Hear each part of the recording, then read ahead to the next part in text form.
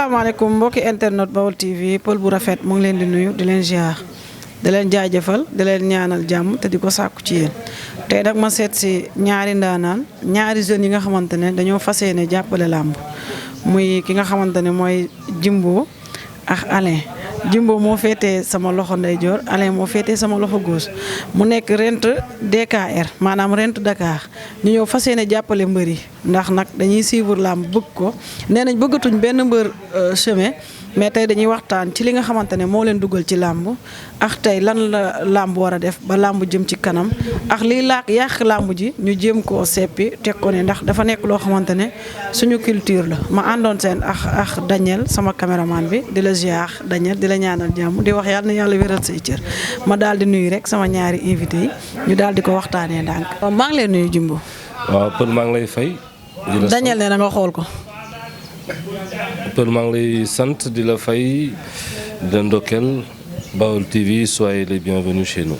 merci beaucoup ma jox Alain rek moom it mu daal di nuyu Alain ziar naa la. waaw Pël ziar naa la. Alain looy dose nii.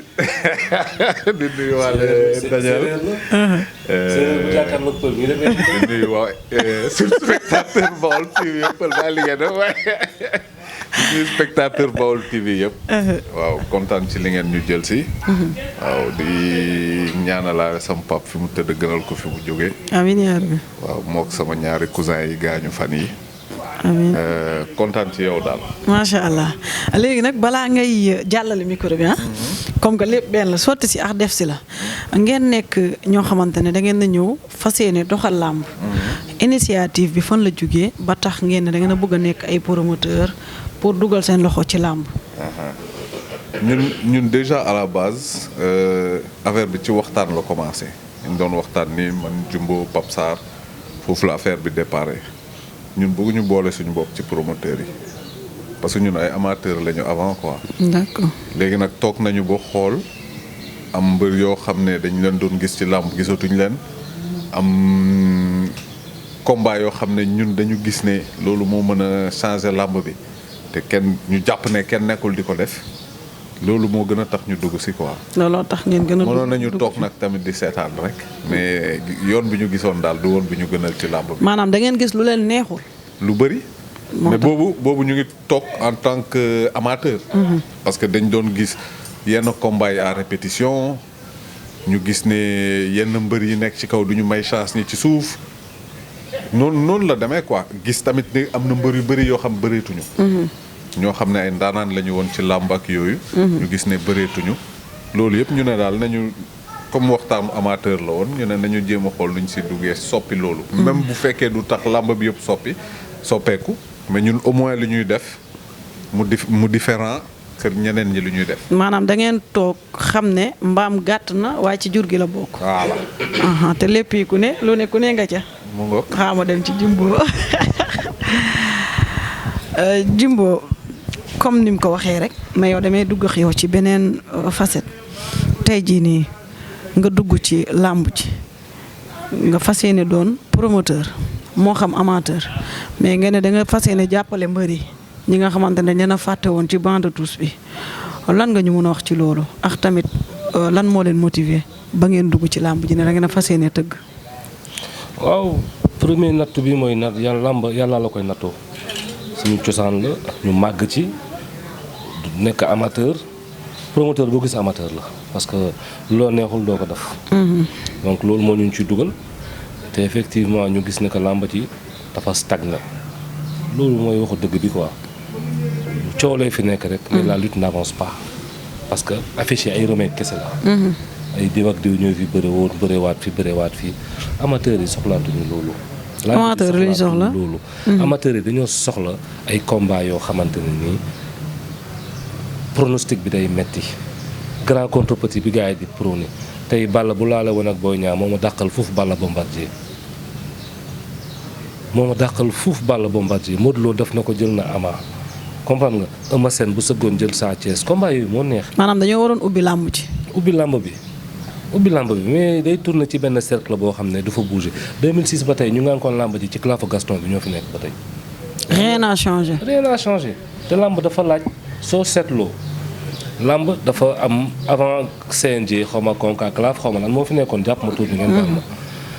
CNG ñëw tombé Gaston ñëw indi ay changement ci làmb di ko tëggee nu différent ak nu ko ñoom Alaaji Bassirou Diagne doon tëggee làmb ji dekkiwaat am beneen level ñu dem di dem Tyson tëll Tyson moo indi changement ci làmb ji bu am doole bu majeur. doomu Kaolack bi waaw Tyson ñëw indi fi chorégraphie indi style yokk cachet. changer lépp daal changer lépp mbër ñu koy xoolee différemment. ku doon bëri di làqatu léegi da ngay bëri di ko ndamoo parce que Tyson lëmbe na dëkk bi. changer na lépp indi na costume indi jesner bu doon ñëw stade ñëw dugg ci oto yu baax ñëw.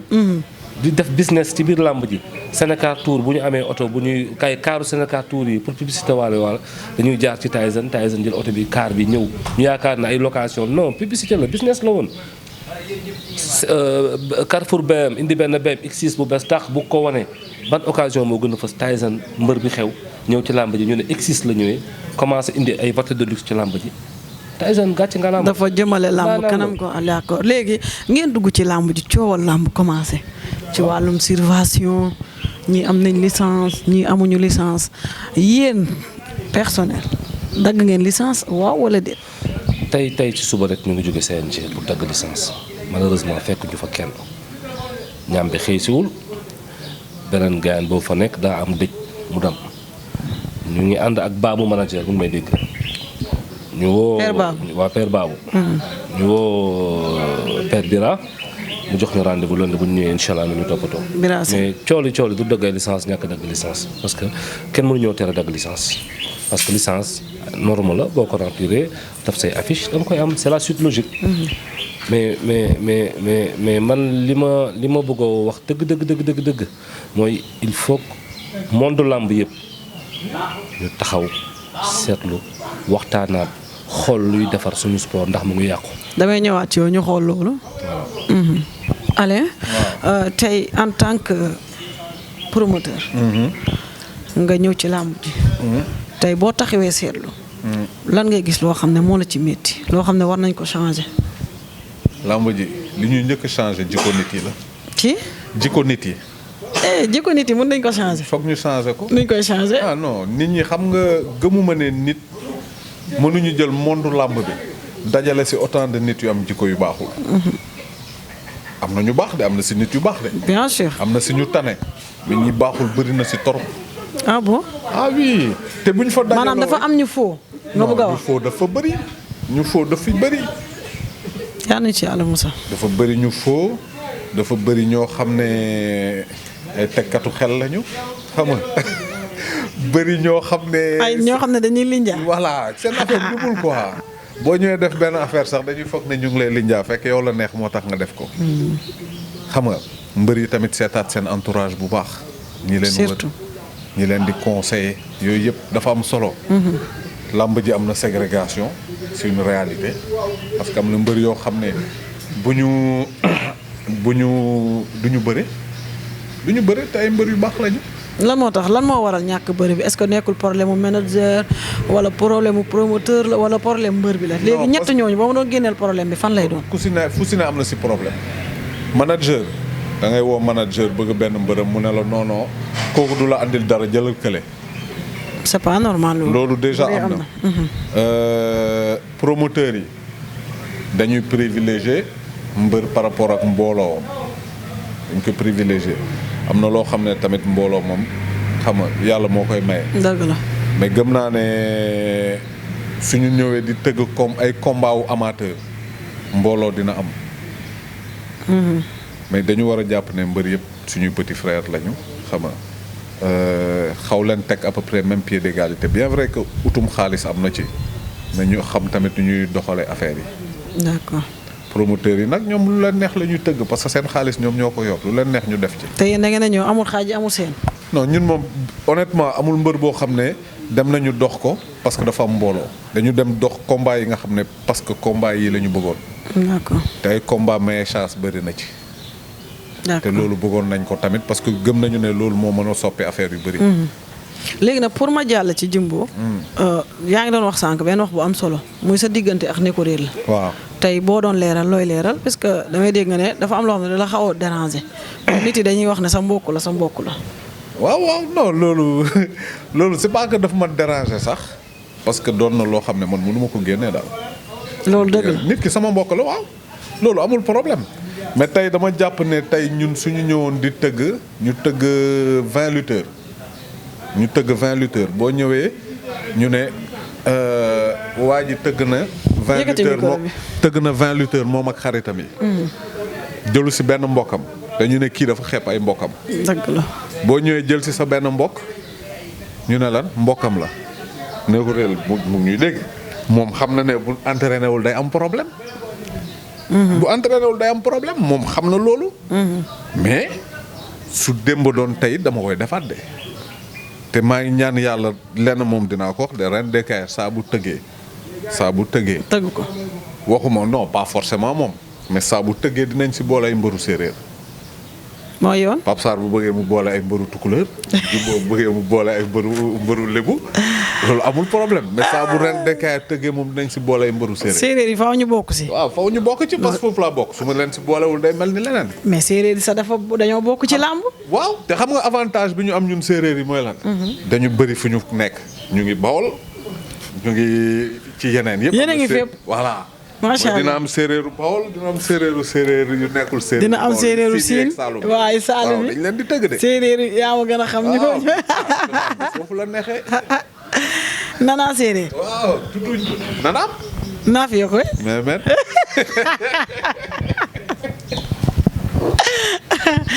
tey ñu dem ci Jimbo nag mu wax ñu jafe-jafe làmb ak li ñu war a changer Jimbo lu la métti ci làmb ji. Pël laaj nga ma lu ma neex. li ma métti ci làmb bëri na trop. dama lay bàyyi nga wax ba doyal. parce que mbir loo gis mu dox ci àdduna c'est parce que c'est bien structuré du début à la fin du commencement à la fin de la chaîne lépp dañ koy structuré bu baax.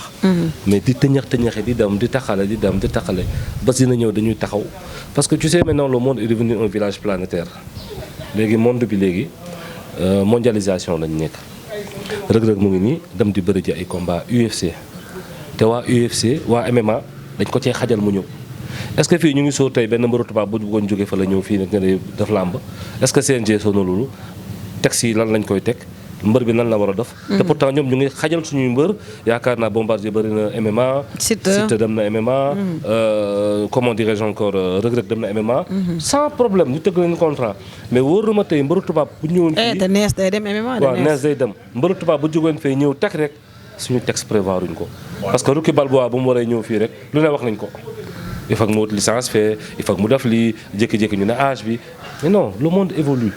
ak tubaab bi. xawaan la. Juan gis nga làmb dama lay expliquer benn jeunesse bu tuuti rek comme ni ma la ko expliquer sànq Gaston dafa ñëw indi changement yu am solo Tyson ñëw accompagner Gaston ak Luc Nicolaï ci organisation événementielle ñuy gisee làmb neneen làmb nekk spectacle ñoom ñoo ko fi indi affaire bi di dox normal ñu dem ba Tyson commencé suspension bi ñëw làmb xaw a sooxe tuuti Gaston tëll ak CLAF indi innovation CLAF bi nekk boom ñu nekkoon ci CLAF bi boo yooyu ci fël la ñëw téye làmb tey depuis CLAF ba tey làmb amul changement 2006 jusqu'en 2021 ça fait combien d'années. léegi yéen ñëw leen pour changer ko. amul changement. ñëw ngeen pour changer ko gis nga làmb tey jii dafa bëri mafia dañ koy wax te dee. làmb dafa nekk loo xamante ne nii dafa bëri mafia ci changement làmb yu positif xoolal Bantamba ba mu ñëwee en 2005 ak Bécaye Mbaye est-ce que ni muy defee Bantamba est-ce que noonu la ñu defee sport de chez nous Bécaye dafa ñëw commencé dem ci mbër yi commencé dem jël entraînement mbër commencé def ay interview mbër si yeneen facette moo tax Bantamba nekk première émission de lutte pendant des années et des années parce qu'il a fait les choses différemment et de manière intelligente. mais pour lan à chaque fois ñuy war a avancer taxaw freiner xaar 3 4 5 ans pour keneen ñëwaat non loo gis da nga koy prévoir ci àdduna tey CNG damaa jàpp ne dafa des manager yi dafa des mbër yi seen amuñu organisation imaginer nga dem waxanteeg mbër bi d'accord ba rek yow ba ngeen d'accord ba. léegi ñu taxaw ci Bantamba tuuti da ngaa bëgg a wax ne Bantamba léegi dafa am différence.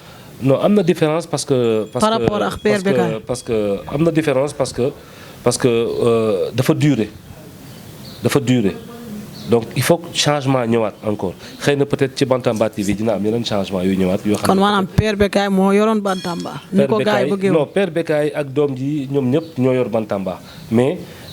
mais yaa ne am na différence non. non dina am différence parce que Bécaye Mbaye quand même am na lu mu représenté ci lamb am na lu mu def ci lamb. lu différent ak lu fi nit ñi doon def loolu kenn mën ko ko dindi. d'accord léegi foofu yëpp nice léegi ñu dem nag ci li la métti ci lamb ji nag. loolu faaw nga leeral ko li ma métti mooy dama bëgg ñu structuré waat lamb. ci naka pour ñu mën ko yóbbu niveau international nii rek jógee fii dem combattre MMA Thaïlande xaw ma Singapour xaw ma États-Unis Singapour. mbëru MMA wala mbëru UFC war naa mën a jóge fee tamit ñëw ne xaaral ma ñëw xam Reug Reug keroog nu mu daanee Ngalani am na caxabal. waaw am na plaqué. waaw ñooñu def MMA mun nañ ñëwaay kii technique bu mu def nii nu mu amee réflexe automatique bi pince ko fii rek tap dóor caxabal bi ñu ne xaaru ñu dem Sénégal bu ñu fa bëree tuuti 2-3 combats wala jàng bëre comprendre nga. dinañu dimbali suñu MMA bi. nit day am vision. dëgg la su du ñu toog tey yemale suñu vision xam naa li may reeree tey. mais suba lu may reere xaw ma ko. kon suba laay lijjantiwu ma tey. dañuy waxante dëgg. mais lamb dafa bëri mafia.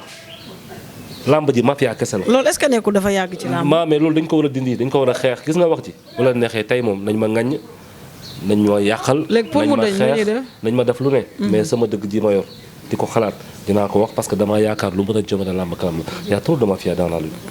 ku ne sa intérêt ngay xool. maanaam ku nekk lu la neex ngay xool lu lay arrangé du début à la fin. c'est le promoteur qui investit son argent lu ci yëngu ci événement bi yëpp xaalisu promoteur 100% la. dëgg la du xaalisu état du xaalisu CNG. promoteur bi mooy fay mbëri mooy fay tambour majoram.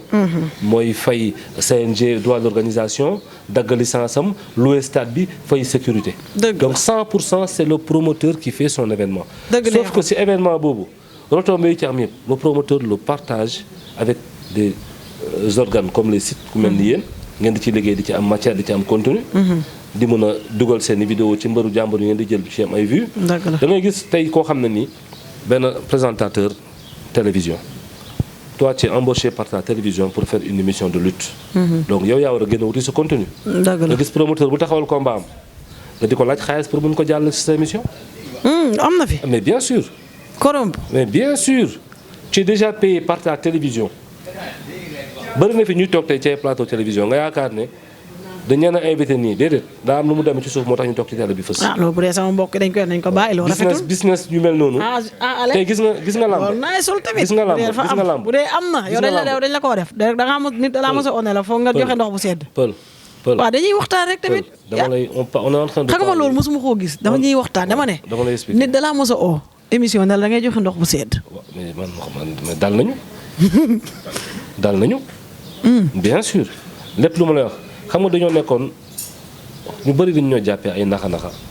ay ngaaka ay bleu. xëy cëpp yéen a ngi soog a ñëw ca làmb ci xëy cëpp comme ni ñu koy waxee ku ne bëgg a coppati comme yàpp ñaay rek yaakaar ne du jeex. non du ngeen ngaaka jegew leen doon ngaaka sax. non ay ngaaka lañ sax d'accord bañu ñu ko de ay ngaaka lañu ay Dakar lañu waaye nañ jëm. mais lan mooy ngaaka.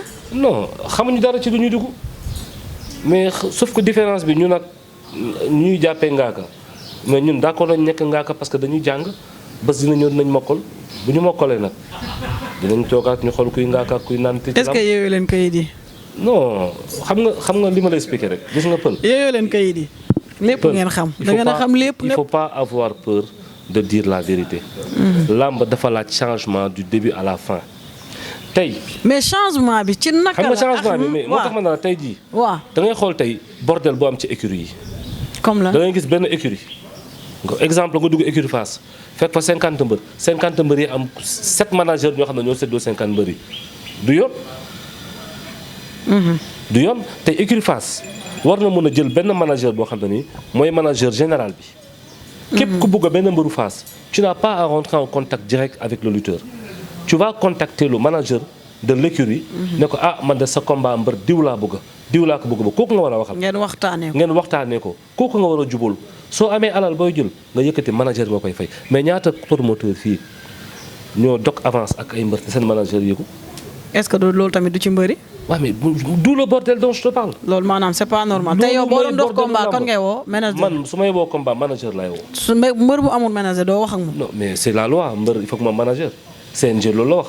CNG foog ñu xalaat seen texte. manager yi Père Baba ñoo nekkoon tey mais moom ci boppam ci waxtaan bi ñu waxtaan il est d'accord ak lu ñu wax c'est le premier à fustiger lii am seen biir. léegi boo gisee désorganisation bi. d'accord léegi boo gisee manager bu am écurie Pikine ñetti mbër am Parcelles mbër Thiès mbër benn nit manager ñoo ñëpp. c'est pas normal loolu mooy bordel loolu mooy manque d'organisation dama ne la écurie Fass ni mu toll ak dayoo bu mu am. war nañu mën a jël benn kàngam ne tey Babou mooy manager u Fass ñëpp xam nañ ko nga dem écurie Falaye Balde ñu ne la Bakhoum mooy manager u mbër yi fi nekk yëpp. nga dem ci école de Gaulle ñu ne la Bourkhane mooy manager u mbër yëpp. c'est plus facile pour le promoteur c'est plus facile pour le CNG c'est plus facile pour képp ku nekk ci pour les lutteurs aussi pour les lutteurs. mais da ngay wax ak mbër tey ba d'accord ak moom. suba mu génn si ba set. mu dem ci manager bañ combat bi ñoom ñaar ñu tirayante ñu xëccoo léegi yow mii doo xam fooy taxaw mënum naa la jox ma avance manager bi bañ combat bi tu fais quoi.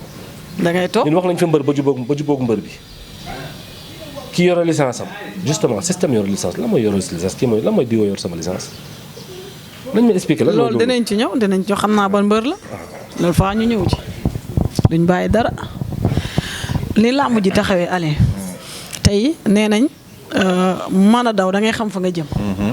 instant bi ak Covid bi. yéen a ngi doon joxe. la ngeen di joxe da ngeen a xam fan la jëm. avance yi doon génn ak yooyu. avance yi moom ñun bi ñuy commencé démarcher premier combat bi dañ ko signé première semaine Covid bi la. yi ci des. boobu kenn xalaatul ne nii lay demee.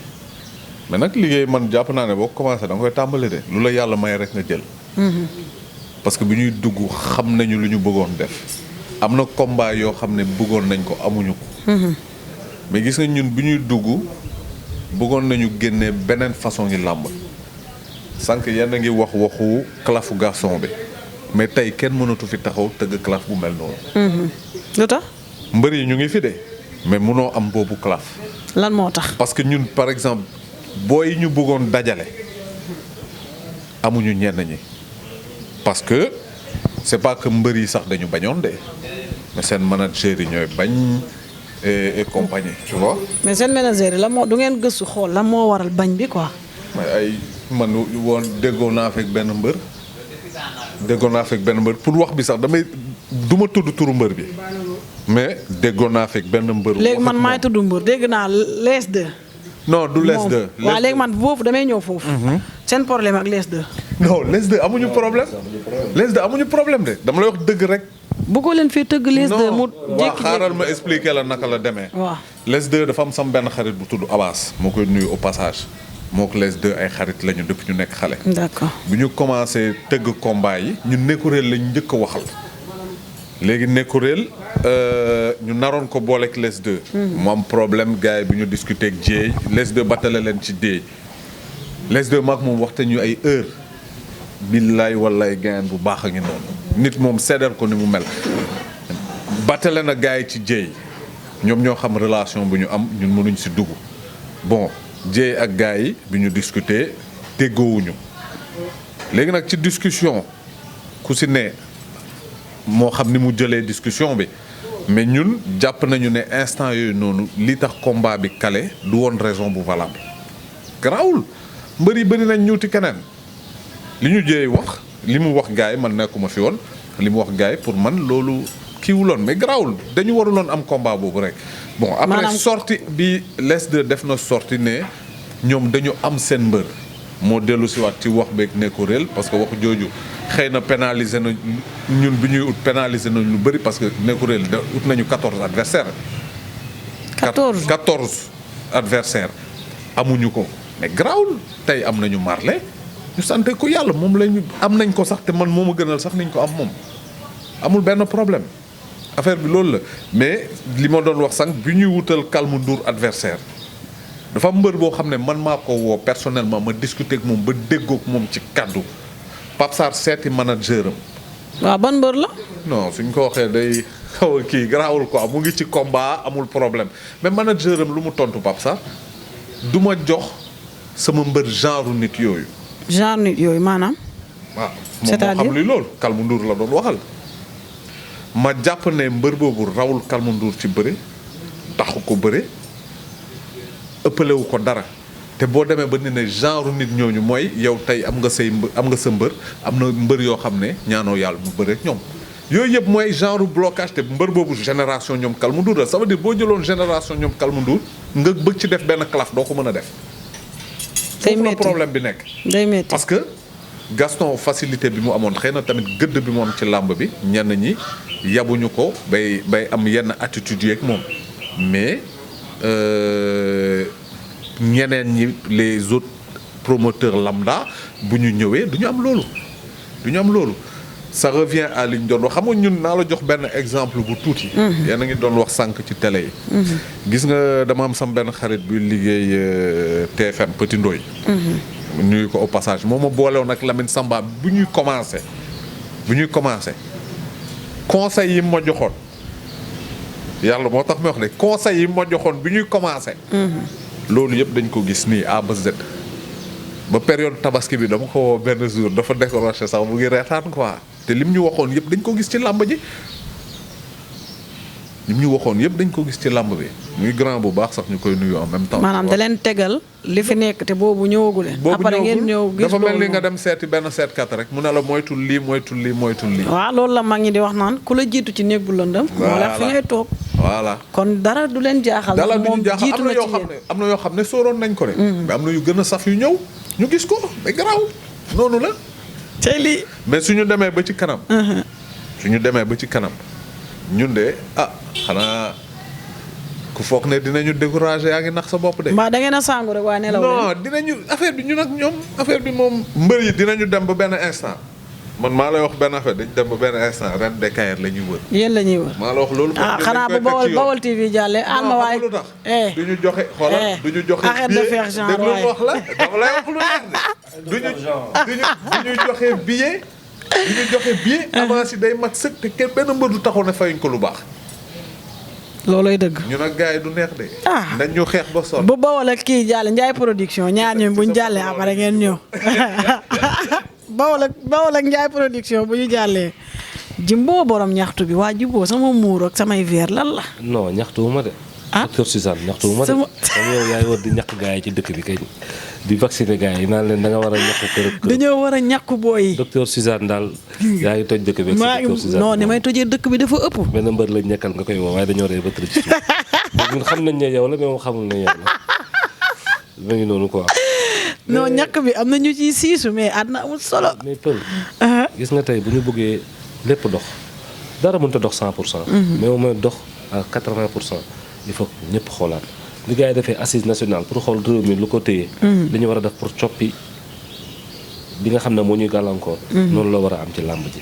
làmb yaa trop d' intérêt individuel ku ci na sa intérêt individuel ngay xool intérêt général làmb kenn xoolu ko ki ciy reporté lu mu yóbbu këram lay xool ki yor émission am lu mu def ci poosam lay xool. man de bokkuma si comprendre nga mais non xam nga foo dem da ngay am ñu baax am ñu tane.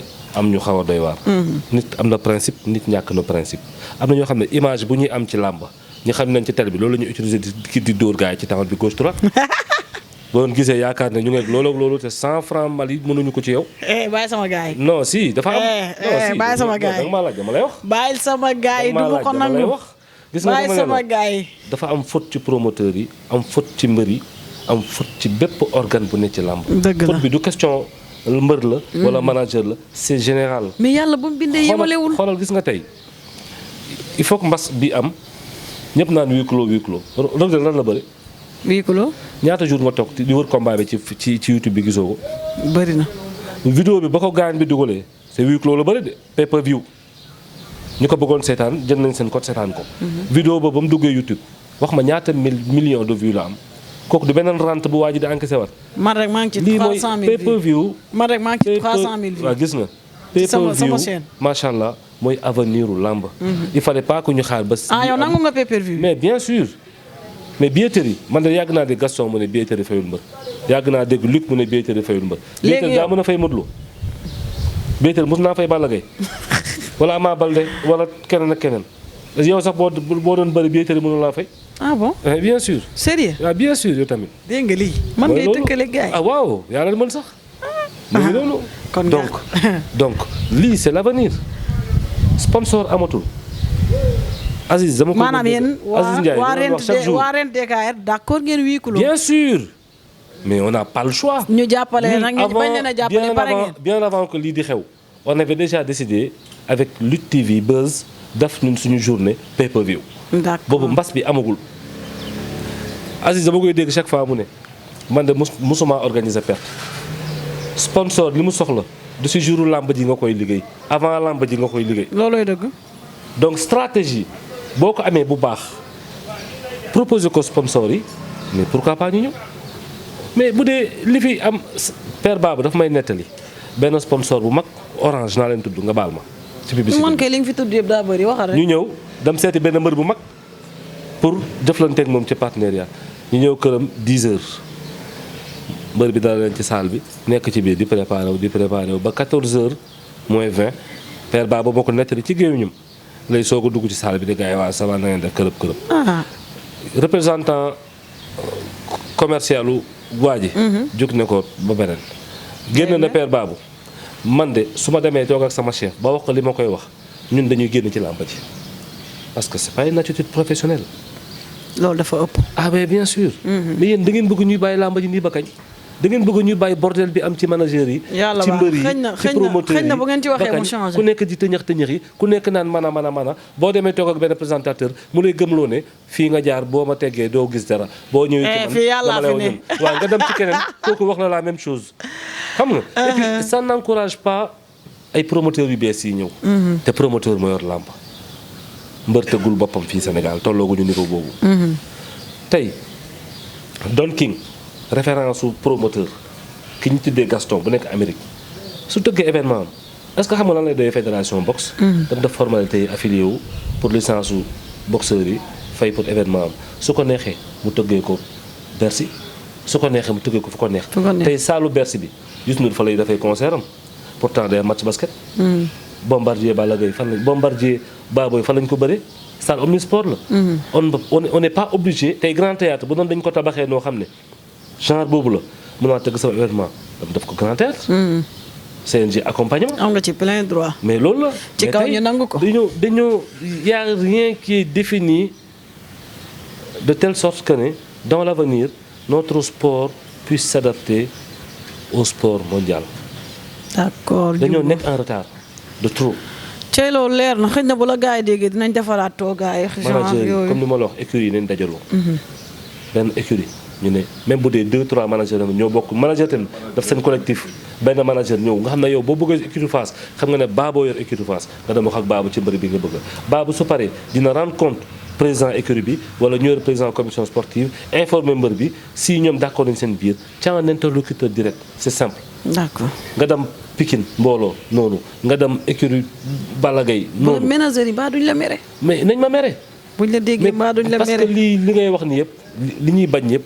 lii yëpp mooy mafia bi dafa nar a continuer te ñun bëgguñu mafia bi continuer parce que ñiy tirer seen intérêt personnel ci làmb dafa bëri di la gëmloo ne yàllaa ngi te gisuñu ko dafa bëri.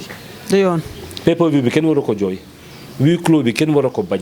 mais gars yi dañuy bañ a tëgg pay-per-view perte nag. final Ligue des champions football Neymar kan moo gën nekk star Sénégal kan moo mun Messi ci wàllu star. est-ce que du yoon Messi fan lay football instant yi du huis clos da ko déranger. l'essentiel mooy cachet fay nañ ko. mais làmb ak football bokkul de. bul comparer lu bokkul nag sport la. non. lu tax bokkul. puisque. lu tax bokkul xam nga fii tamit gars yi waaw dama lay laaj est-ce que mbër bi dafay perte ci pay-per-view bi. mais mbëri dañuy ñeewantal seen supporters yi. non bàyyil ñeewantal waay bàyyil wax. xëy na loolu la rek. non bàyyil ma gis nga mbër. ñoom la moo géej foo ñu dem dañ si am supporter bien dit. xam nga dañuy def. bien dit. lu duuf ci nag bi xajul ci cin li dama lay bàyyi ni nga ko nee nii nga jaare fa tàggatoo rek ma ñëw nag ci Alain tamit. man daal. li la métti yëpp dafa bëri dañuy ñëwaat. lii il faut li xajul ci. non li xajul ci benn xaju ci. si on veut faire avancer la lutte il faut que corps yu ko composé ñu def émission boo xam ne tu prends par exemple benn Bécaye Mbaye mu ñëw toog nga jël si yéen seen association City kenn ku ñëw toog nga jël benn arbitre benn membre CNG benn manager mbër yi seen président Gris Bordeaux la mu ñëw toog promoteurs yi ñëw toog ñu waxtaan ku ci ne wax luy doxal liggéeyam ak lu ko doxalul lu ko ci neex lu ko ci naqadi ñu xool nu ñu defee ndëpp national pour làmb ji fii léegi loolu amul làmb du avancé nii lay demee mafia yi di continuer lii di takk di yàqu doo xam lu ko yàq fekk mafia bee ko yàq des fois combat yàqu du doon ci mbër bi du doon ci promoteur bi ci entourage yi lay nekk. Eumeu Sène junior ba ñu koy signé ñu ngi toog fii ba avant muy signé nit a ngi koy woo di ko découragé loolu ne ko bul signé bul signé bul signé sama kalam. mu siisu rek ne man gor laa benn kaddu la am su ma ko joxee jeex na. fa laay jaaree tàggatoo nag ñu yemale ko fi lu duuf ci nag di xajul ci cin li su benn ñëw ne ñu yaatal ak yeneen idée incha allah. non xam nga dikk ak doole amul gis nga fii ku yàlla jàppale moo fi ne nit il faut être modeste da boo ñëwee ci bërëb defal li nga xam ne moom la fa la sa compétence yi am boo xamul dara nga dem suñu xam dara ñu accompagner la man nag ñàkkuma ñu xam dama doon bëgg a wax seen tur rek mais am naa ci ay kilifa ci làmb yoo xam ne tey ma demoon ba jaaxle ci dara ay kàngam la yoo xam ne mu leen wooyee ñu teg ma ci yoon wasalaam. waaw. Alain Ngalani. waaw. Alain Ngalani. ayca ma bàyyi la rek nga cabaxal tuuti après nga daal di tàggatoo. ñëw tamit gis ne ñëw ngeen y a 2 associations ici. oui loolu ay xam nga balaa. am na authentique. am na association tamit pour ñaar la. waaw moo tax boo xoolee particulier ci ñaar yoon. balaa may dem ci association bi fi may njëkk a commencé manager benn écurie tant que defuñu loolu. dañu ne la boo ko xoolee tuuti dina ko. xoolal tant que defuñu loolu benn manager benn écurie lamb bi du avancé conflit d'intérêt yi day bëri dóorante yi gën a bëri benn manager warul am mbër bu nekk ci beneen écurie bu dul bosam parce que loolu mooy éviter problème yu bëri am benn manager da ngay ñëw ba bëgg signer ñaari mbërëm mu compliqué ku si nekk a ngi jéem a utal yoon na mbërëm fii mbër bu ñu fi utal yoon dina am fu muy toll du avancé ti am na fi ci làmb bi de. mais ñun signé nañ ñaari mbër yoo xam ne ñu bokk manager. waaw signé nañ ñaari mbër yu bokk manager. signé nañu mbër boo xam ne manager bi waxuloon waxu nit waa écurie ne ko kaay benn manager benn écurie su ñu defee loolu déjà foofu déjà genn wàllu problème yi réglé na. ku nekk manager nag da ngay nekk manager kese doo nekk leneen. d'accord léegi li Jumbo nga tontaat léegi ñu dem ci association. promoteur loolu yëfu caaxaan la ay ñaari association promoteur ak yooyu yëfu caaxaan la. lu waroon am. mais benn association promoteur bu ñu mënul def association promoteur am.